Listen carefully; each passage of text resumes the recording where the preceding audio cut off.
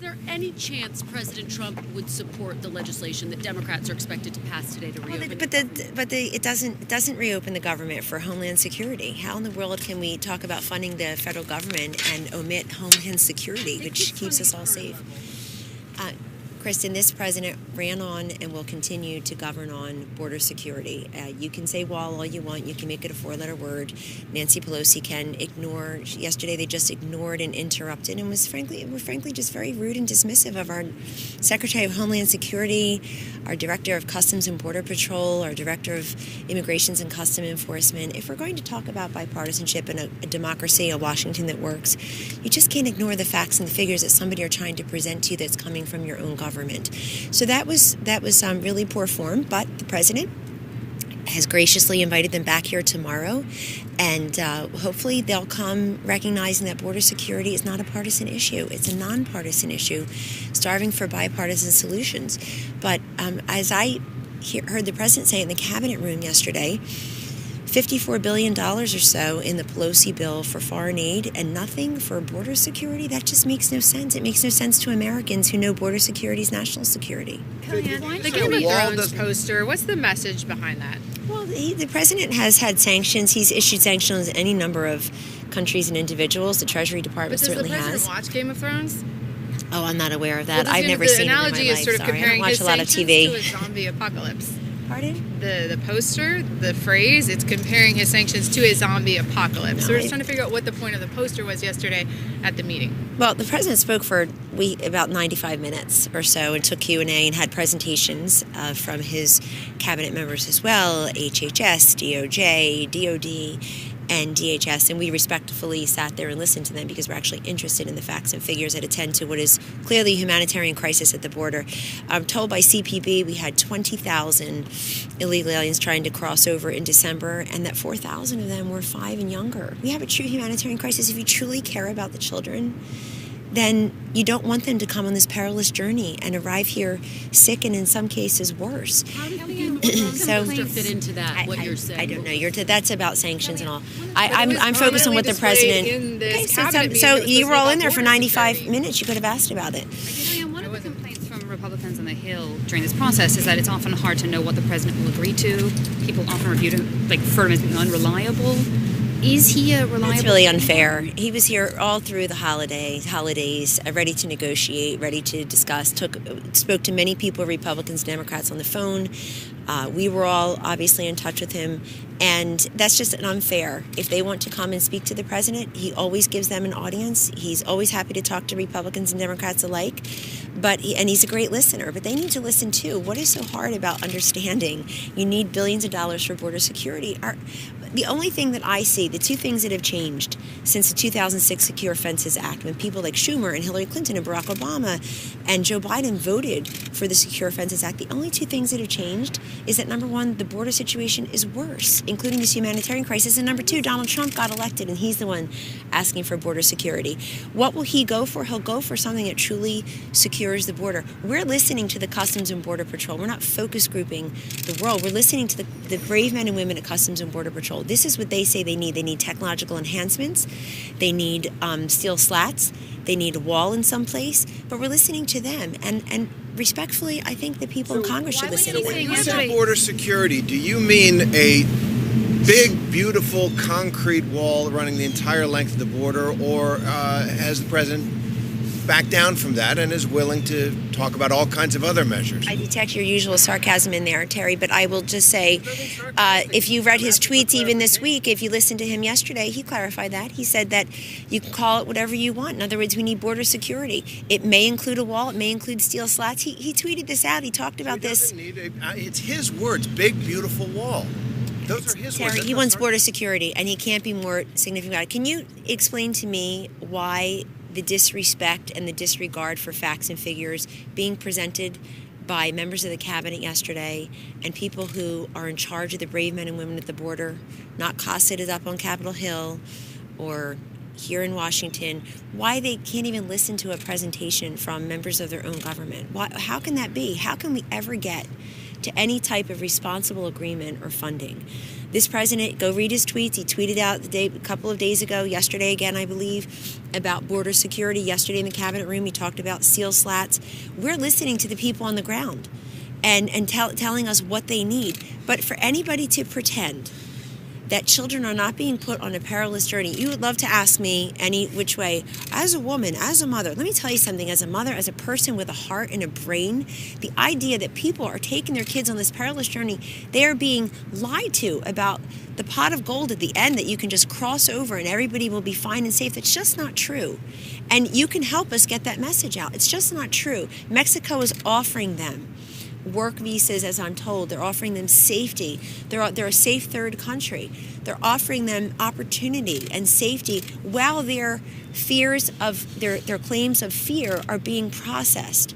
And yet we're not seeing that happen. I mean, this is a perilous journey. The president doesn't want these kids to take this perilous journey, but he does want people to come here legally. He said that yesterday. Kellyanne, different topic. The incoming House Speaker Nancy Pelosi just told Savannah Guthrie, I think that is an open discussion when asked if Robert Mueller can indict the president. Your reaction? I don't have a reaction to that. We've complied with the Mueller investigation, millions of pieces of paper, dozens of witnesses, as I'm told. She didn't rule out impeachment. Do you want to respond to that? Does that concern you? Does that concern the president? No, it doesn't concern the president.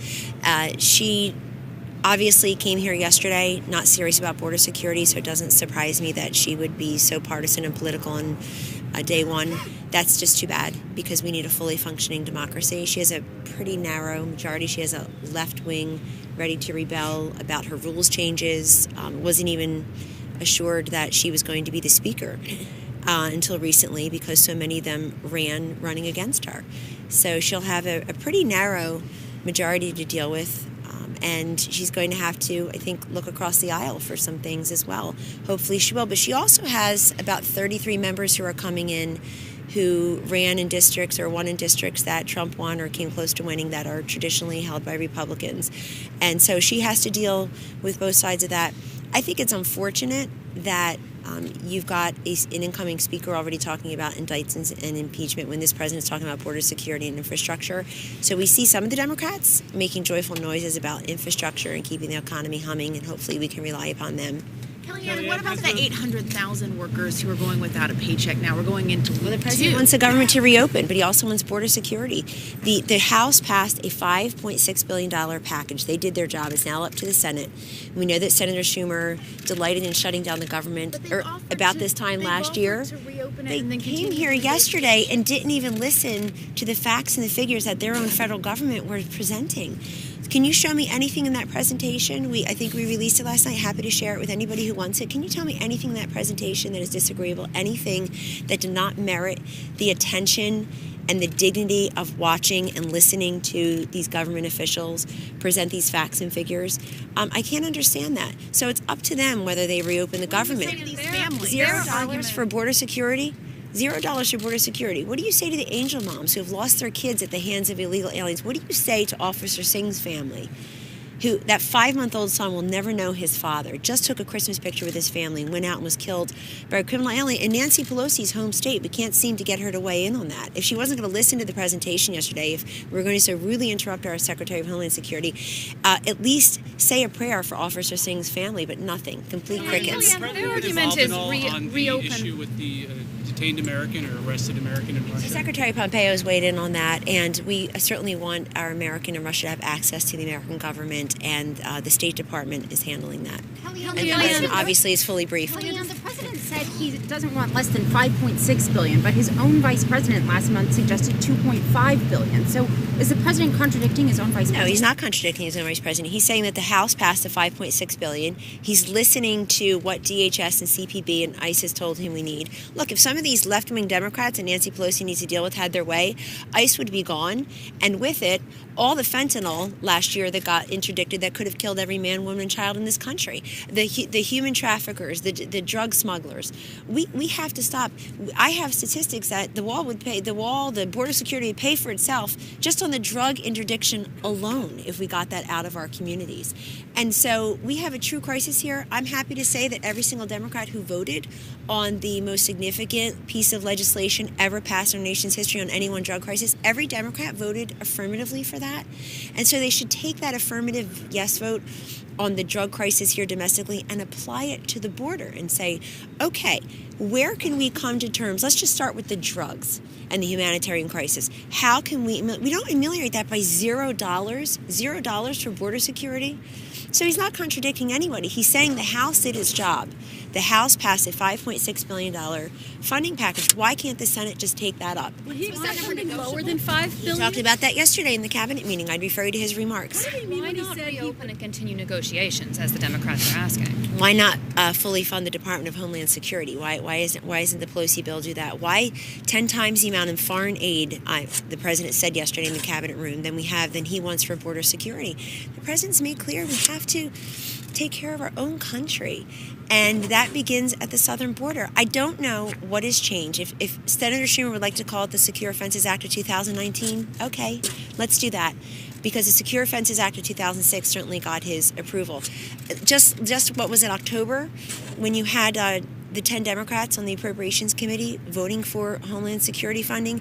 You had earlier in the year over 30 Democrats, I think 36 or 39, you can look it up, voting, including Senator Schumer, for other Homeland Security funding. So we know that they agree with the problem. So are we that far apart in the solution? But this president, give him his due. He's willing to have them here, watch a presentation together, and come to a solution. But Does he regret saying that he's proud to own this shutdown? But he doesn't own the shutdown any longer, Kristen, because excuse me, and then the House voted. The House did its job. The House passed a $5.6 billion border security funding, and it's for border security. It's not just for walls, it's for border security. And now the Senate has to do its job. I think the question to ask is why these Democrats who have been for border security and fences and other measures, including walls, in the past are, it seems like, for nothing now, not even to listen. You can't have a conversation, a negotiation, a collaboration if one side is literally harumphing their way in the situation. It's disrespectful. He said yesterday that he was concerned about looking foolish if you reopen without wall funding. I'm not commenting on the Democrats had no time to actually have a conversation in the Situation Room, and yet they went to tell the media what the characterization was in there. I think the president held forth for 95 minutes yesterday, particularly on this topic. You all got to hear a briefing from his acting attorney general, his secretary of Department of Homeland Security, secretary of Health and Human Services, acting secretary Shanahan at DOD. And so we've got officials, CPB, ICE. I requested and received a briefing on the 2 migrant children deaths over the weekend. I requested and received a briefing from CBP and DHS last night and ICE last night. You can do the same. The statistics are out there. But we can't have a fully functioning Washington if we have leaders in the House and Senate who aren't even willing to listen to the facts and figures. You have to start there. And the president, again, has them coming back tomorrow, and I hope that they'll get serious about negotiating. What do you hope to accomplish tomorrow then? Well, hopefully they'll come back and they'll realize that border security is a nonpartisan issue. It just has to be seen the way other issues have been seen. I don't know what's partisan about border security. I don't know what's partisan about a sovereign nation that has spent billions of dollars over decades to help other nations secure its borders, to protect its sovereignty, doing the same here. And this is not a campaign promise so much as it is the president's solemn duty. When he swore to keep us safe, this is how he sees it. But that, again, I can't emphasize enough, should be a nonpartisan issue starving for bipartisan solutions. And I hope people honestly will come to the table and think about the best ways to do that. So thank you all very much. Have a great day.